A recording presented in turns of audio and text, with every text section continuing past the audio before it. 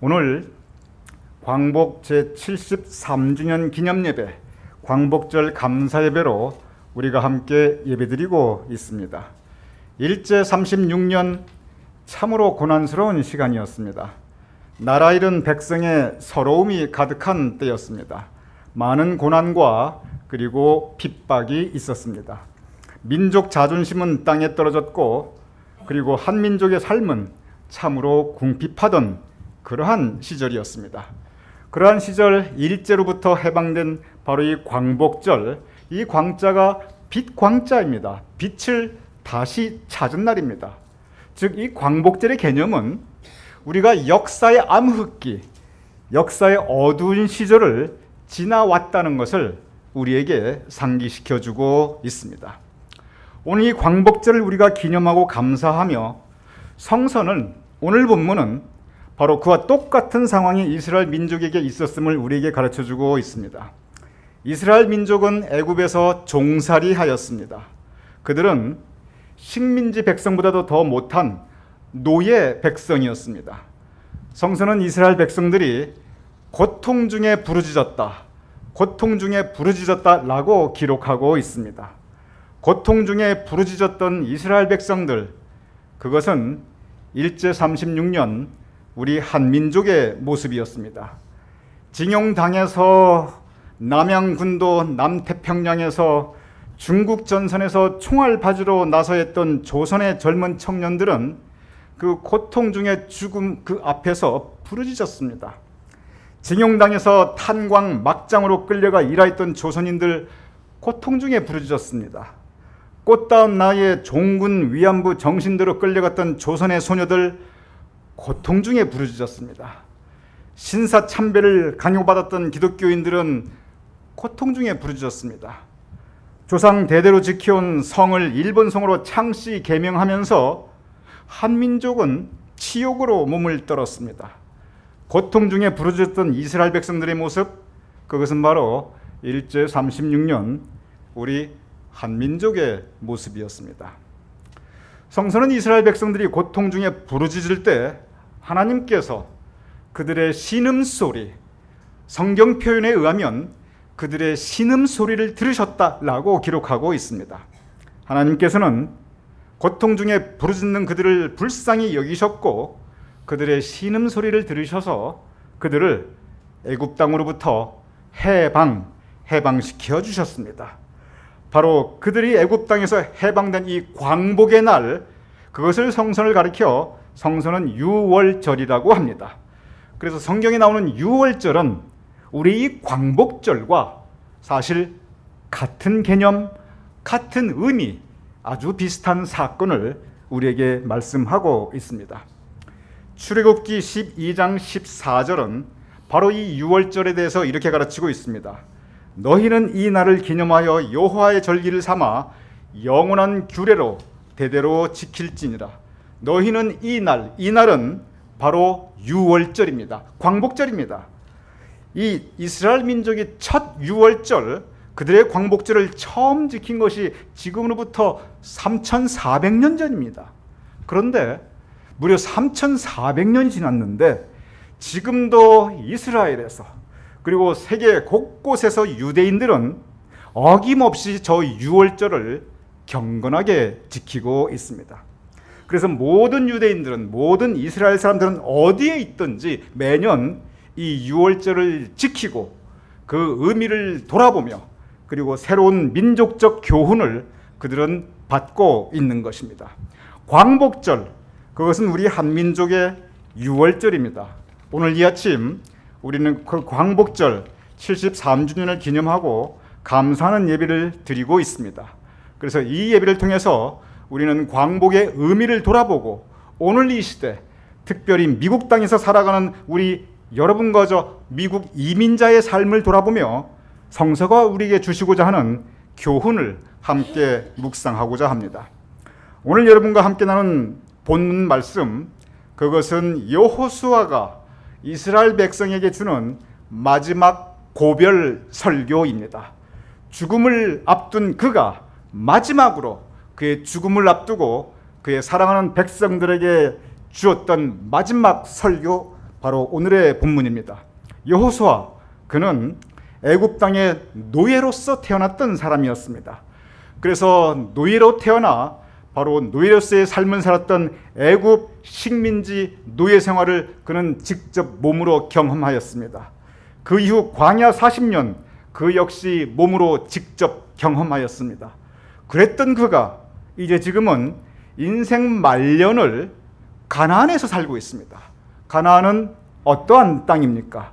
가나안은 성경에 보면 약속의 땅, 젖과 꿀이 흐르는 땅이라고 기록되어 있습니다. 가나안은 더 이상의 탄압과 핍박이 없는 땅입니다. 가나안은 자유롭고 그리고 풍요로운 땅입니다. 애굽에서 종살이하던 여호수아, 그는 이제 그의 인생 말년을 바로 이 풍요로운 가나안에서 보내고 있습니다. 그리고 그는 이 삶의 마지막 순간에 그의 고별 설교를 이스라엘 백성들에게 하고 있는 것입니다. 여호수아 24장 전체가 그의 고별 설교인데, 그는 먼저 그의 삶 가운데 그의 파란만장하였던 지난 삶을 회고하고 있습니다. 애굽에서 노예 생활하던 때 고통 중에 부르짖었던 그때를 그는 그의 고별 설교에서 회상하고 있습니다.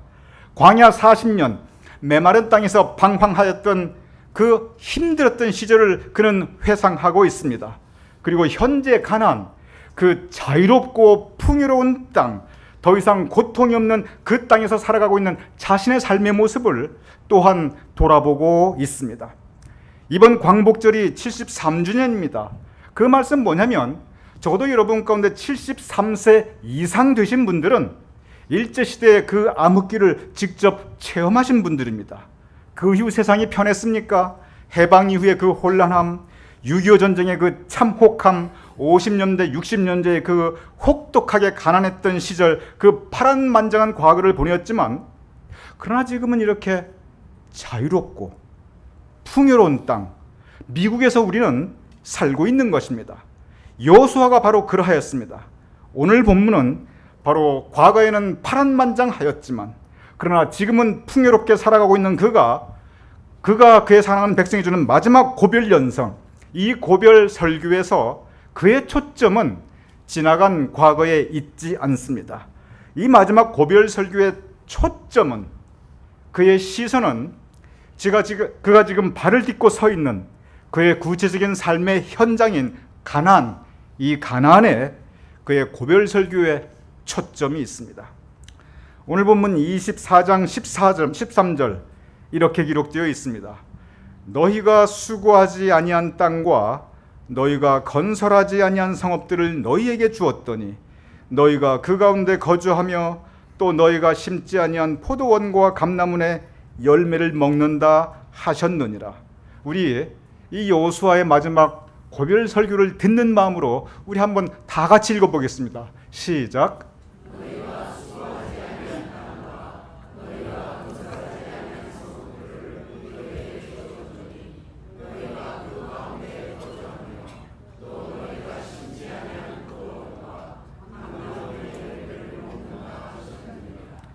오늘 이 말씀에 보면 여호수아가 여기가 지금 가나안이다 그런 표현이 없습니다. 그 땅을 뭐라고 표현하냐면 너희가 수고하지 아니한 땅, 너희가 건설하지 않은 성읍, 그리고 너희가 심지 아니한 포도원과 감람원, 이렇게 표현하고 있습니다. 너희가 수고하지 아니한 땅, 무슨 뜻입니까? 여기서 이 땅은 농작물이 자라고 있는, 곡식이 자라는 논과 밭, 즉 경작지를 의미하고 있습니다. 농경사에서 가장 중요한 것이 바로 이 경작지, 논과 밭입니다. 그런데 온 세상에 처음부터 하나님께서 창조하실 날 때부터 이 경작지인 땅은 세상에 없어요. 세상에 처음부터 사람이 가서 논에 벼를 심고 이 밭에 밀을 심을 수 있는 그런 땅이 세상에 없습니다. 모든 경작지는 원래 야생의 땅입니다. 그래서 그것을 개간해야 합니다. 그런데 그 개간하는 과정이 나무를 베어내고 풀을 뽑아내고 무거운 돌을 다 걷어내고 그리고 그 흙을 다 북돋아 주어야 합니다. 그래야 겨우 씨를 뿌릴 수 있는 논과 밭이 되는 것입니다. 그래서 이 처음에 이 경작지를 만드는 것, 야생의 땅을 경작지로 일구는 이 개간하는 작업, 이것은 아주 대단히 어려운 일입니다. 엄청난 수고가 들어가는 일입니다. 그런데 여호수아가 지금 무슨 말씀을 하냐면 이스라엘 백성들이 가나안에 와서 언제 그렇게 야생의 땅을 논과 밭을 만든다고 일한 적 있냐 그 말입니다. 언제 그렇게 나무 베고 불 뽑고 덜 걷어내고 흙 복도와주고 이렇게 논과 밭을 만든다고 수고한 적이 단 한 번이나 있나는 것입니다. 없습니다. 이스라엘 백성들은 이미 다 되어 있는 경작지에 곧바로 들어와서 남들이 다 만들어 놓은 땅에, 그 땅에 농사짓고 살았습니다. 신명기 6장 10절에서 11절은 바로 이 본문을 조금 더 구체적으로 이렇게 가르치고 있습니다. 똑같은 표현인데, 똑같은 상황인데 훨씬 구체적으로 신명기에서는 말씀하고 있습니다. 제가 읽어보겠습니다. 내가 건축하지 아니한 크고 아름다운 성읍을 얻게 하시며 내가 파지 아니한 우물을 차지하게 하시며 내가 심지 아니한 포도원과 감람나무를 차지하게 하사 내게 배불리 먹게 하실 때. 여러분 한번 읽어보겠습니다. 시작.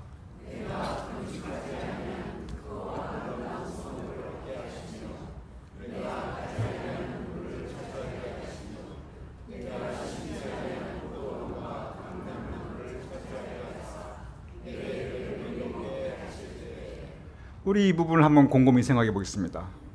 너가 건축하지 아니한 크고 아름다운 성읍, 이 모든 것은 가나안 땅을 이야기하고 있습니다. 지금 발을 내리고 살아가고 있는 바로 그 땅을 얘기하고 있습니다. 이게 지금 애굽을 얘기하거나 광야를 얘기하는 게 아니에요.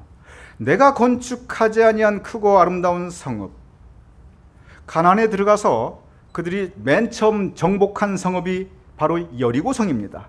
그런데 이 여리고성이 어떤 성이냐면 무려 기원전 8,000년 전, 지금으로부터 10,000년 전에 세워진 성읍이에요.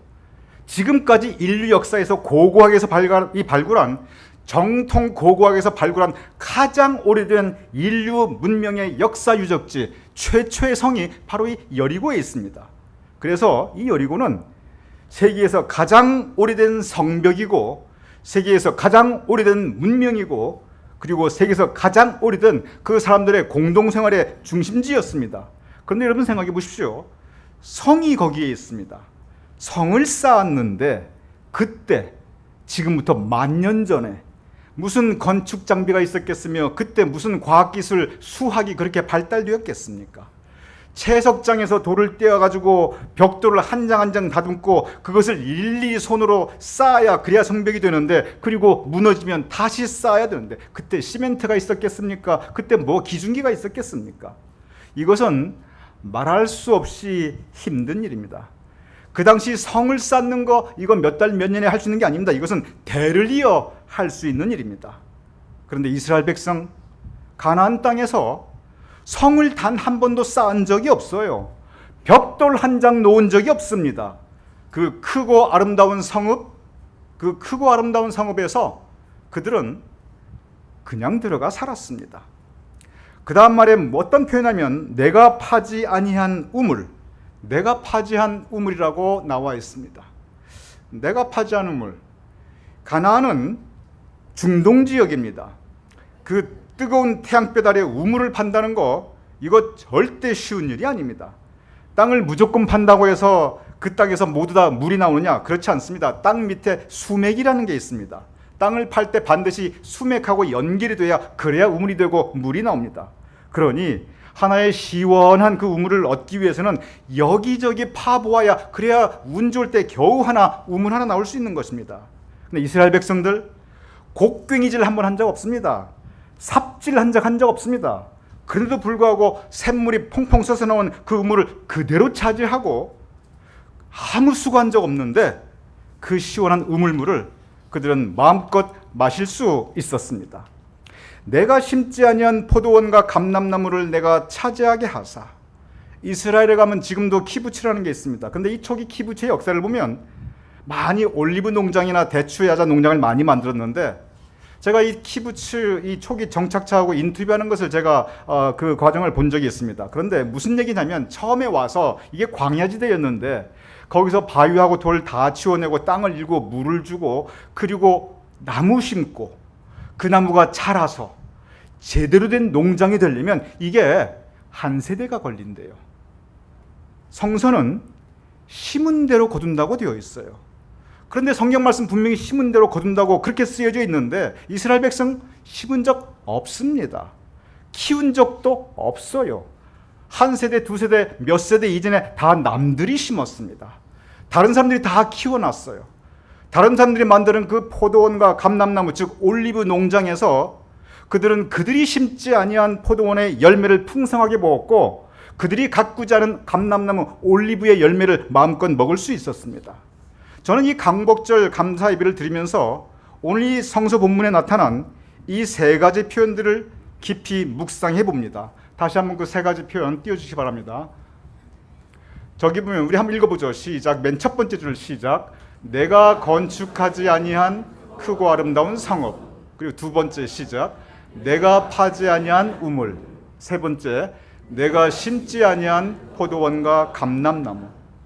저는 생각해 봅니다. 그리고 묵상해 봅니다.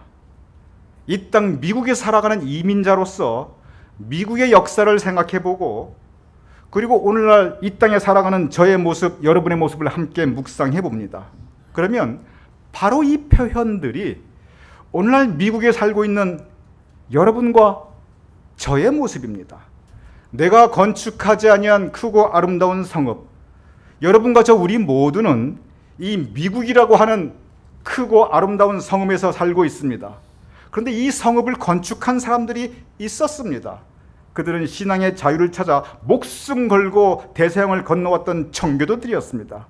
그들은 초기 정착과 그리고 미국 역사를 보면 그 이후 독립전쟁 그리고 남북전쟁 거치며 엄청난 시련과 그리고 고난을 겪었습니다. 이 미국이라고 하는 크고 아름다운 성읍을 건축하기 위해 참으로 많은 희생이 있었고 많은 젊은이들의 피가 있었습니다. 그런데 우리는 이 크고 아름다운 성읍을 건축하는데 벽돌 한 장 우리는 얹은 적이 없습니다. 내가 건축하지 아니한 크고 아름다운 성읍, 이 성읍 미국에 우리는 그냥 들어와 살고 있습니다. 내가 파지 아니한 우물, 자유와 평등이라고 하는 우물이 있습니다. 민주주의라고 하는 우물이 있습니다.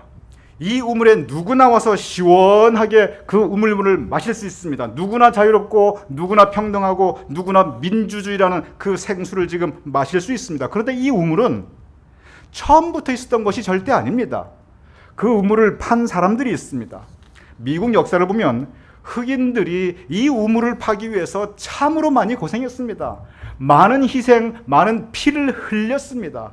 흑인 민권 운동이 없다면 이 자유와 평등이라고 하는 이 우물도 없습니다. 민주주의라고 하는 이 우물도 그냥 주어진 것은 절대 아닙니다. 오늘 여러분과 저는 우리가 파지 아니한 그 우물물을 우리는 지금 마음껏 마시고 있습니다.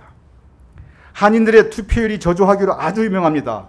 우리가 별로 소중하게 여기지 않은 이 투표권, 이 한 표의 투표권을 얻기 위해서 미국 여성들은 참으로 신선한 그 투쟁을 하였습니다. 미국 여성들이 계속 투쟁하다가 불과 100년도 안 돼요. 1920년에 이르러서야 겨우 여성들이 투표권을 얻었습니다. 한인들이 지금 차별 대우받고 미국에서 무시당한다 엄격히 말하면 우리는 그런 말할 자격 없습니다. 우리가 곡괭이질 한번 한 적 있습니까? 삽질 한번 한 적이 있습니까? 남들이 다 파놓은 우물, 흑인들이 파놓고 여성들이 파놓은 그 우물을, 자유와 평등과 민주주의를 우리는 그냥 옆에서 떠마시고 있습니다. 내가 심지 아니한 포도원과 감람원. 미국 역사에 있어서 우리 동양인 이민자들이 크게 공헌했던 시대가 있습니다. 역사를 보면 1900년도 초에 미국의 초기에 대륙 철도를 놓고 도로와 터널 공사를 하고 땅을 개간하여 농장을 만드는 일, 그 많은 일들을 많은 경우 중국 이민자들과 그리고 일본 이민자들이 하였습니다. 뉴욕에 홀란드 터널이 있습니다. 그 홀란드를 지나가면 차이나타운이 있습니다. 그 이유가 있어요. 홀란드 터널을 만들면서 중국 사람들이 하도 많이 죽고 다치고 그러다 보니까 이 뉴욕 정부에서 그 공을 생각해서 거기 차이나타운을 만들어준 겁니다. 엄청난 희생, 초기 동양 이민자들 말도 못했습니다. 일본에서 배를 타고 넘으면 곧바로 캘리포니아로 떨어집니다. 캘리포니아는 예나 지금이나 그 농산물로 많은 농경지 그리고 농장으로 유명합니다. 캘리포니아의 그 많은 농경지와 과수원, 그거 일본 이민자들이 대부분 만들었습니다. 동양인의 초기 이민은 여러분이나 저가 왔듯이 이런 자유 이민이 절대 아니었어요. 아예 처음 올 때부터 우리 동양인들은 너는 광산으로 간다, 너는 철도로 간다, 너는 캘리포니아 농장으로 간다, 너는 터널 만들러 간다. 아예 일할 곳이 딱딱딱 정해져 있었습니다. 그 일들이 다 어떤 일들이냐? 남들 이 유럽 출신 이민자들이 하는 가장 힘든 일들, 가장 위험한 일들, 잘못하면 죽을 일들, 그러한 일들을 동양인, 중국 사람, 일본 사람들에게 맡겼습니다. 그리고 법적으로 동양인은 그 일밖에 할 수가 없었어요.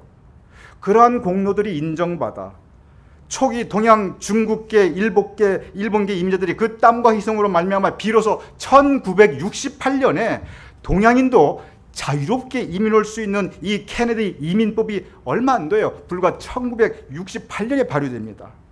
이 땅에 사는 우리 한인 이민자들, 우리는 심지 아니한 포도원의 열매를 먹고 있습니다. 우리는 심지 아니한 올리브를 우리는 먹고 있습니다. 우리가 역사를 돌아보고 오늘날의 미국을 돌아보면 광복이라고 하는 그 의미를 생각하면 우리는 감사해야 합니다. 우리는 이 미국이라고 하는 이 크고 아름다운 이 성읍을 건축한 청교도들에게 우리는 감사해야 합니다. 자유, 평등, 인권, 민주주의라고 하는 그 시원한 우물을 판 그 흑인들, 우리 감사해야 합니다. 깜둥이라고 한 번 할 게 아니에요. 감사해야 합니다. 여성들에게 감사해야 합니다. 이 땅에 포도나무와 그리고 올리브나무를 심은 그 중국 이민자, 일본 이민자, 우리보다 훨씬 먼저 왔던 그 동양계 이민자들에게 우리는 감사해야 합니다. 오늘의 본문 여호수아는 바로 그 부분을 가르치고 있습니다. 심지 않은 곳에서 지금 먹고 있고, 쌓지 않은 성읍에서 살고 있고, 그리고 개간하지 않은 그 땅에서 지금 뿌리 내리고 있는 그 이스라엘 백성들의 모습, 여호수아는 바로 그 부분을 오늘 우리에게 말하고 있는 것입니다. 여호수아는 이러한 그 모든 것들을 말하면서 그의 고별 설교에서 가나안에 대해 말하며 마지막으로 인용한 말이 있습니다. 신명기 6장 12절에서 13절 이렇게 기록되어 있습니다. 너는 조심하여 너를 애굽 땅 종되었던 집에서 인도하여 내신 여호와를 잊지 말고 내 하나님 여호와를 경외하며 그를 섬기며. 지금 가나안에서 잘 살고 있는데, 잘 먹고 살고 있는데, 그런데 기억하라, 명심하라라고 합니다. 나는 지금 가나안에 있는데, 지금 너무 풍요롭게 살고 있는데, 무엇을 기억하라? 무엇을 명심하라? 이것은 너가 애굽 땅 종되었던 그 시절을 기억하고 명심하라는 것입니다. 나아가서 바로 그 애굽 땅 종되었던 너희를 하나님께서 해방시키셨다. 광복해 주셨다. 그리고 광야길 그 힘든 시절 지나올 때 하나님께서 지켜주셨다. 여기까지 인도하셨다. 지금 이만큼 잘 살게 된 거, 남의 땅에서 이렇게 잘 살게 된 거, 그 모두 하나님의 은혜이다. 여호수아는 그의 고별 설교에서 그러니 우리 하나님께 감사하자, 그러니 우리 하나님 더 잘 믿자, 그러니 우리 믿음 붙잡고 살자, 그는 우리에게 가르치고 있는 것입니다. 오늘 이 말씀 신명기 6장 12절에서 13절, 저는 성경 말씀 읽을 때 가끔 단어를 바꾸어서 읽어요. 성경 말씀 함부로 바꾸면 안 되는데, 근데 그렇게 하면 참 은혜가 돼요. 여기서 너는 조심, 우리 일제시대 생각하면서 애굽 땅 이 말을 갖다가 일본 땅 그렇게 한번 바꿔서 한번 읽어보죠. 그러면 그때 그대로 살아납니다. 우리 다 같이 애굽 땅을 일본 땅으로 바꿔봅니다. 시작. 너는 조심하여 너를 일본 땅에서 종되었던 집에서 인도하여 내신 여호와를 잊지 말고 내 하나님 여호와를 경외하며 그를 섬기며. 우리가 해방된 것, 그래서 광복된 것, 하나님의 은혜입니다. 하나님의 은혜입니다. 우리 잊지 말아야 합니다. 이스라엘 민족들이 그의 역사 가운데, 그의 모질고 힘들었던 그 모든 역사 가운데 마음판에 새기고 살아갔던 말씀이 있습니다. 그것은 뭐냐면 우리는 누구인가? 그들은 바벨론에서 살고, 그들은 로마에서도 살고, 그들은 여기저기 흩어져 사는데 그러한 과정에서 그들이 명심하였던 한마디, 우리는 누구인가? 출애굽기 19장 6절은 우리는 누구인가? 그 말을 전하고 있습니다. 너희가 내게 대하여 제사장 나라가 되며 거룩한 백성이 되리라. 너는 이 말을 이스라엘 자손에게 전할지니라. 우리는 제사장 나라이다. 우리는 거룩한 백성이다. 역사의 어둠이 짙었을 때 이스라엘 민족의 역사의 암흑기에서 그들은 바로 이 말씀으로 그들의 영적 자존심을 지키며 세상을 이기며 살아갈 수 있었습니다. 오늘 이 광복 73주년 우리도 바로 이 믿음을 배워야 합니다. 다시 한번 제가 단어를 바꾸어 보겠습니다. 여기에서 저 맨 마지막에 너희는 이 말을 이스라엘 자손에게 전할지니라 이렇게 되어 있는데 너희는 이 말을 대한민국 자손에게 전할지니라 그렇게 한번 바꿔보죠. 그리고 그 의미를 한번 생각해 보세요. 맨 마지막에 이스라엘을 그 단어만 대한민국으로 바꿉니다. 그리고 다른 의미는 똑같습니다. 시작. 너희는 내가 대하여 제사장 나라가 되며 거룩한 백성이 되리라. 너는 이 말을 대한민국 자손에게 전할지니라. 그렇습니다. 대한민국은 우리의 모국입니다. 우리가 미국에서 살아도 시민권을 가지고 살아도 대한민국은 우리의 모국입니다. 그러기에 우리는 대한민국 한민족으로서의 민족적 자존심을 지켜야 합니다. 동시에 이 땅 미국은 우리가 살아가는 이 미국은 우리의 삶의 현장입니다. 우리가 이 미국에서 잘해야 합니다. 이 크고 아름다운 성읍 비록 늦었지만 지금이라도 우리 벽돌 한 장 놓아야 합니다. 지금이라도 우리 우물 파는 거 같이 조금 옆에서 삽질은 못해도 호미질이라도 좀 같이 해줘야 됩니다. 지금이라도 우리 늦었다 할지라도 포도나무 심고 그리고 올리브나무 심어야 됩니다. 비록 우리가 못 따먹는다 할지라도 우리가 못 따먹는다 할지라도 우리도 남들이 다 심어놓은 거 우리가 심지 아니한 과일 먹었습니다. 분명히 성경에 이렇게 써 있습니다. 그렇다고 한다면 우리가 따먹지 못하는 나무라 할지라도 우리는 이 땅에서 심어야 합니다. 그래서 적어도 이 미국에서 이 합중국에서 적어도 대한민국 우리 한민족이 좋은 사람들로 기억되고 그리고 우리들도 이 땅에서 그래도 뭔가 공헌할 수 있고 이 땅에서 주류한 파트로 살아갈 수 있는 사람들로 우리는 기억되어야 합니다. 2차 대전 이후에 독일 사람들, 일본 사람들 아주 미국에서 엉망으로 대우받았습니다. 근데 지금 와서 그 후에 시간이 많이 지났는데 지금도 일본, 독일 그때 과거 기억을 생각하면 별로 기분이 좋지 않을 수가 있어요. 그런데 많은 사람들이 독일 사람들을 어떻게 기억하냐면 이 미국에 와 사는 독일계 후예들 참 성실한 사람들, 정직한 사람들, 근면하고 겸손한 사람들, 믿을 수 있는 사람들 이렇게 인식되고 있습니다. 일본 사람들, 우리가 일본 사람을 얼마나 미워합니까? 근데 여러분 일본 사람들 개인적으로 만나보고 일본 사람들 개인적으로 비즈니스 해보신 분들 일본 사람들 참 예의 바릅니다. 일본 사람들은 참 정직해요. 별로 범죄 이렇게 사소한 범죄 안 합니다. 아주 예의 바릅니다. 한 사람 한 사람이 각자 개인의 삶에서 그들의 민족적 자존심을 지켜나갈 때 이 큰 땅 미국 땅에서 독일 사람은 어떻다, 일본 사람은 어떻다 그런 전체적인 이미지가 생깁니다. 여러분과 저 우리 한 사람 한 사람이 우리의 삶의 현장에서 각자 삶의 자리에서 우리가 잘할 때 이 미국에 잘하고 미국 땅에 잘하고 우리가 한 벽돌이라도 놓고 호미질을 할 때 한국 사람은 믿을 만하다, 한국 사람은 정직하다, 한국 사람 괜찮다 이런 전체적인 한민족에 대한 이미지가 생겨날 수 있습니다. 우리가 심지 않은 그 열매를 먹었다고 한다면 그렇다면 우리는 지금부터 심어야 합니다. 광복절 바로 여호수아 그는 생명이 떠나가는 그 고별설교에서 바로 그 가르침을 이스라엘 민족에게 주었던 것입니다. 그리고 바로 그 가르침은 오늘 우리가 이 광복절 73주년에 우리가 기억해야 할 하나님의 메시지입니다. 우리 모두 광복을 허락해 주신 하나님께 감사하며 우리의 모국 대한민국의 민족적 자존심을 지키며 우리가 살아가는 미합중국에서 우리가 좋은 그리고 긍정적이고 그리고 너무 함께 좋은 사람으로 기억될 수 있는 우리 민족이 될 수 있는 저와 여러분 우리 모두가 될 수 있기를 주님의 이름으로 축원합니다.